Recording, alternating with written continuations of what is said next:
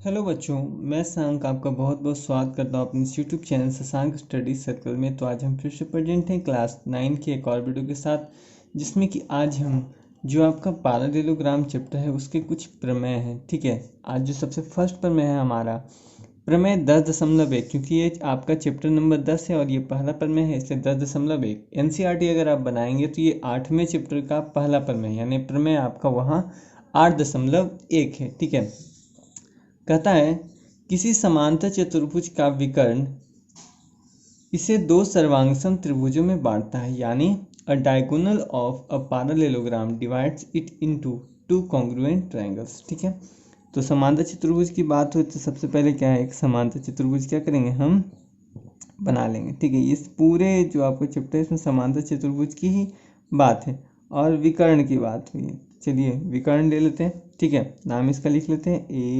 ABCD। आप थोड़ा सही से फिगर बनाइएगा। ठीक है, चलिए हो गया।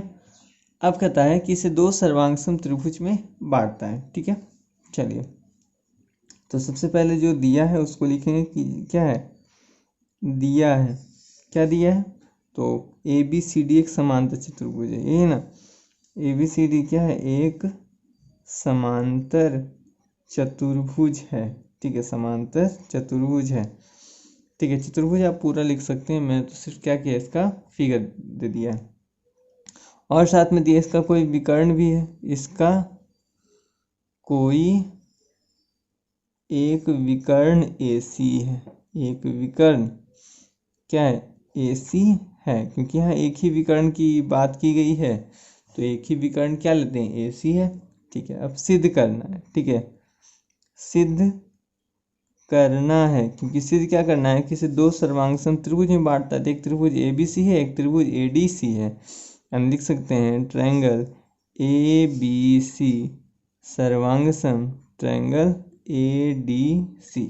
ठीक है, या CDA आप ले सकते हैं। ठीक है, आप CDA ही ले लीजिए, क्योंकि यहाँ पर देखिए आराम से आप चाहिएगा तो लिख सकते हैं ट्रायंगल CDA। ठीक है, इस प्रकार ले लेते हैं, या ADC आप लीजिए, जैसे आपकी मर्जी। CDA लेते हैं तो अब हमको आसानी हो जाएगा। ठीक है, तो इसलिए क्या है, हम CDA हम ले रहे हैं। ठीक है, चलिए अब प्रमाण की ओर चलते हैं। तो प्रमाण क्या है, प्रमाण क्योंकि दिया हुआ है कि क्या है कि विकर्ण है, तो उसके हिसाब से हम लिखेंगे।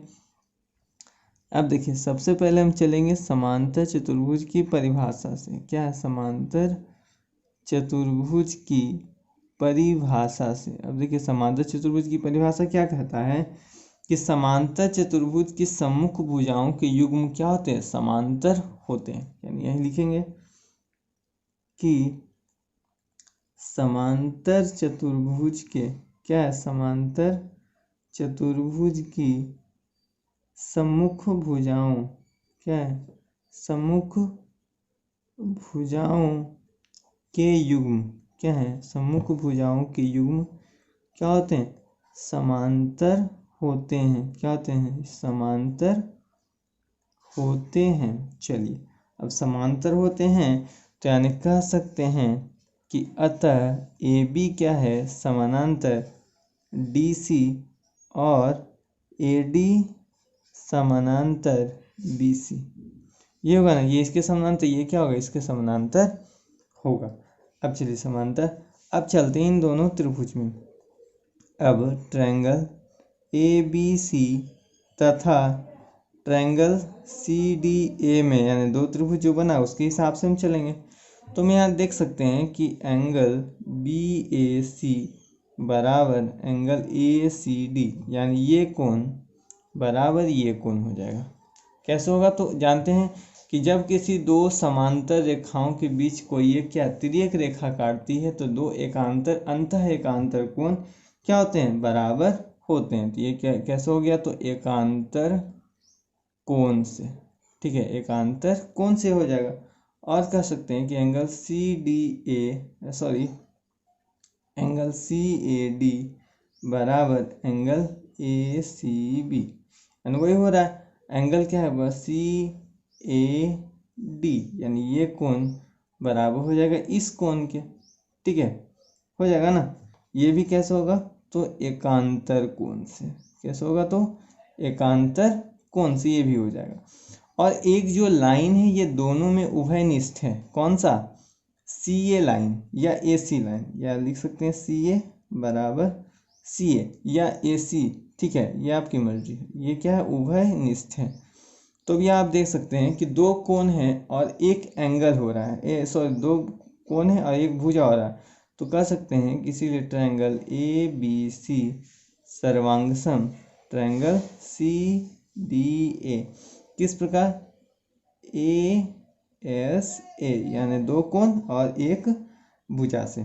तो यही चीज़ हमको क्या करना था, प्रूव ही करना था। तो ये हमारा प्रूव्ड हो गया, ठीक है। तो ये था हमारा प्रमेय 10.1 और एनसीईआरटी का प्रमेय 8.1। आशा करते हैं वीडियो पसंद आई होगी। वीडियो पसंद आया तो प्लीज़ लाइक करें, शेयर करें, नया तो प्लीज़ सब्सक्राइब करना बिल्कुल ना भूलें।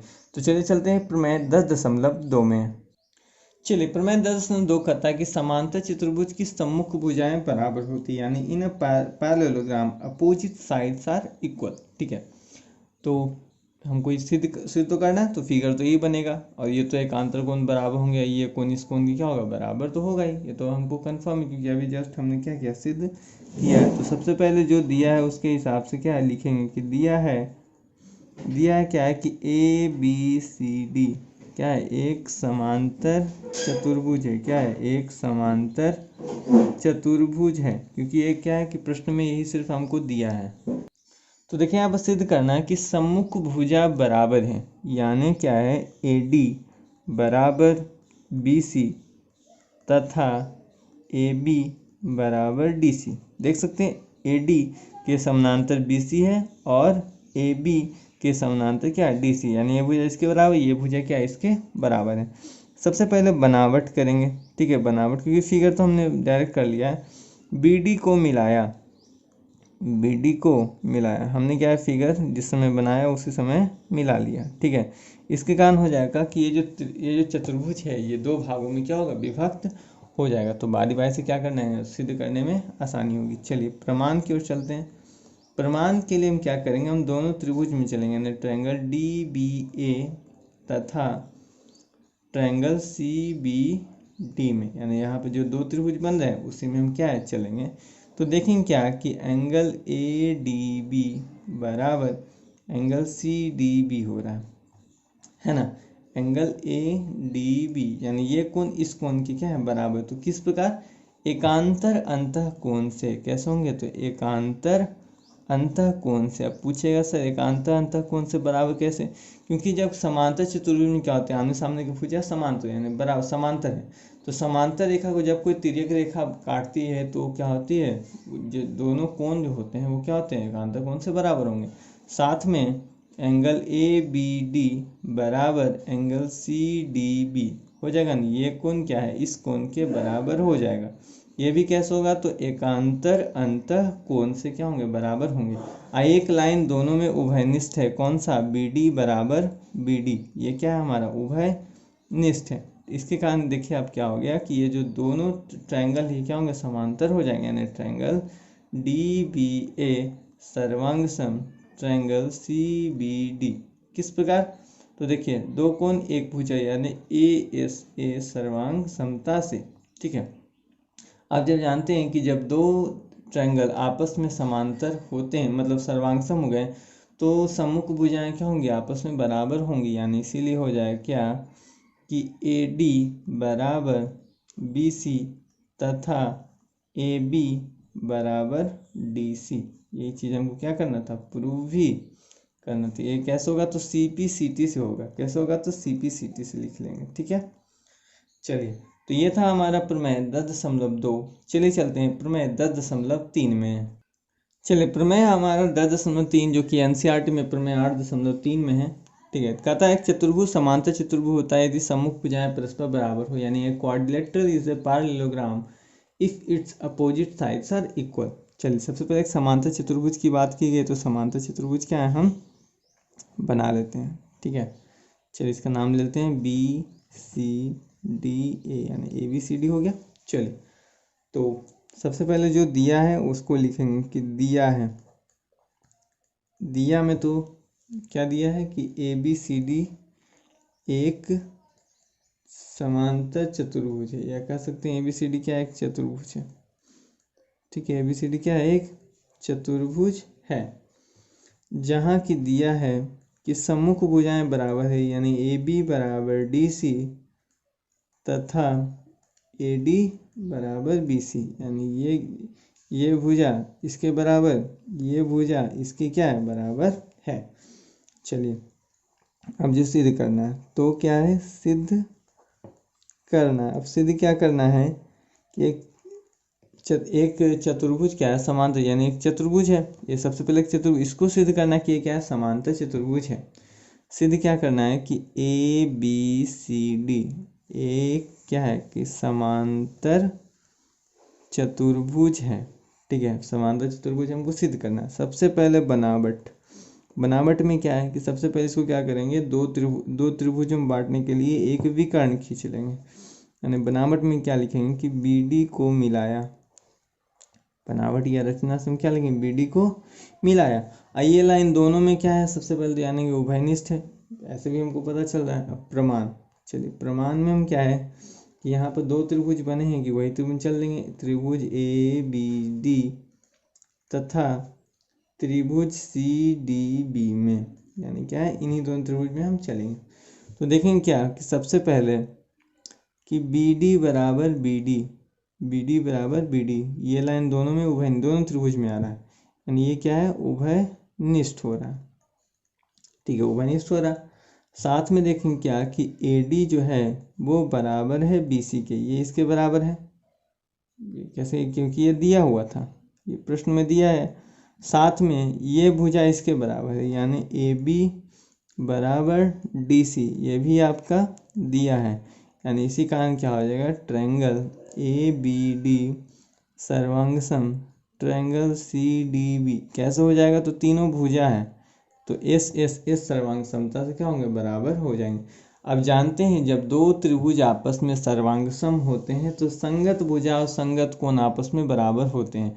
तो संगत भुजा की तो बात हो गई, तो संगत कोण क्या होंगे, आपस में बराबर, यानी ये कोण इस कोण के बराबर हो जाएगा।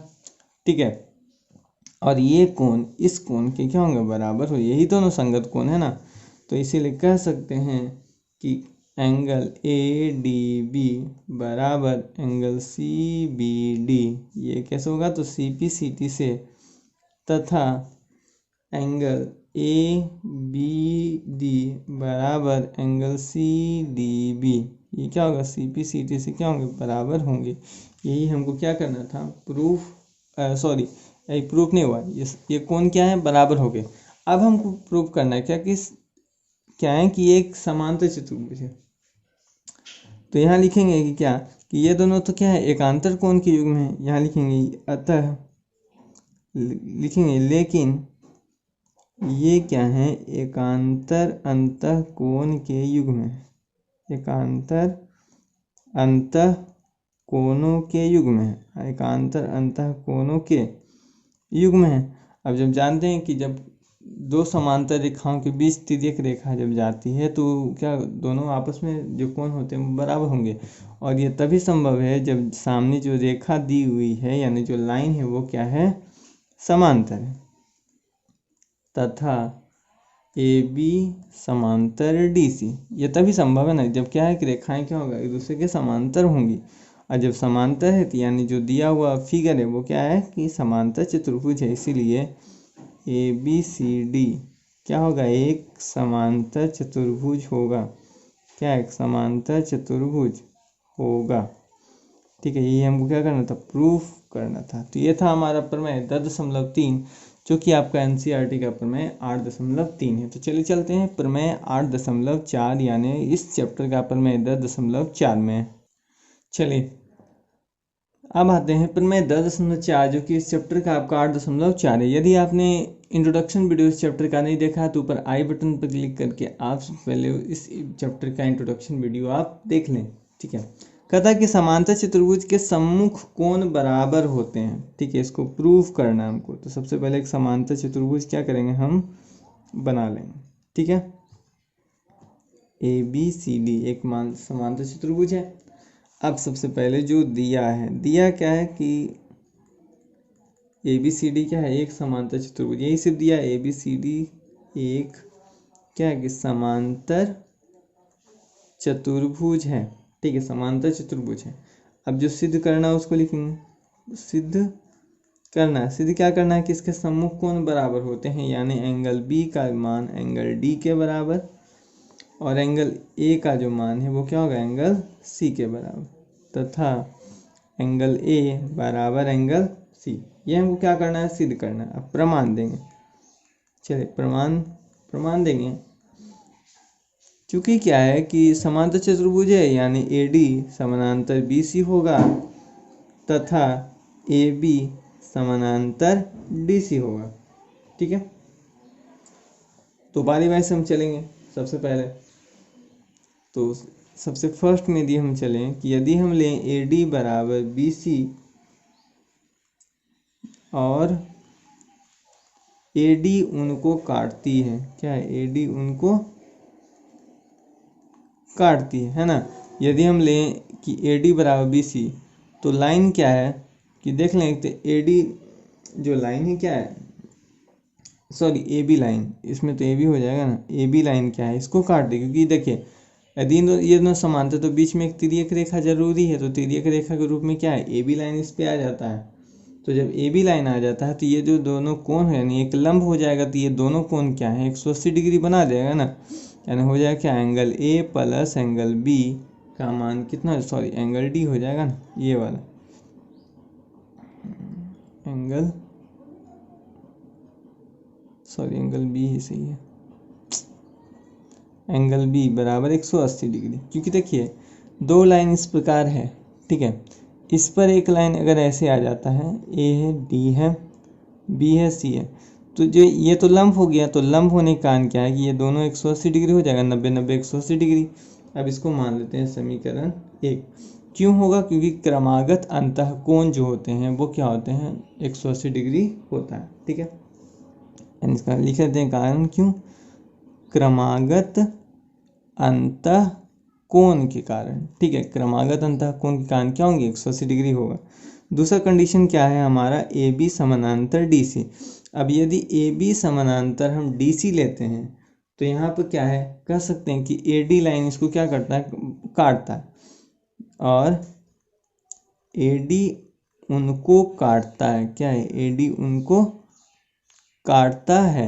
इसके कारण क्या हो जाएगा कि angle A plus angle D का मान क्या है, 180 डिग्री होगा। यानी अगर देखें ये ऐसे है तो AD लाइन इसको काट रहा है, तो ये दोनों कोण भी क्या होंगे, 180 डिग्री होंगे। समीकरण 2 हो जाएगा। ये भी कैसे होगा, तो क्रमागत अंतःकोण से। तो यहाँ पर हम कह सकते हैं अतः समीकरण 1 प्लस 2 से, ठीक है, एक तथा 2 से, 1 तथा 2 से देखें तो समीकरण का एक पक्ष बराबर है तो दूसरा पक्ष भी क्या होगा, बराबर होगा। यानी angle A plus angle B बराबर angle A plus angle D बराबर, तो एंगल A से एंगल A खत्म, यानी एंगल B बराबर एंगल D। ठीक है, अब क्या है कि जब एंगल B बराबर एंगल D हो गया तो बारी बारी से यदि हम फिर इन दोनों लाइन को हम लें तो क्या होगा, इस प्रकार क्या है कि एंगल A बराबर एंगल C भी क्या कर सकते हैं, हम सिद्ध कर सकते हैं। अतः इसी प्रकार क्या है, इसी प्रकार हम एंगल A बराबर एंगल C सिद्ध कर सकते हैं।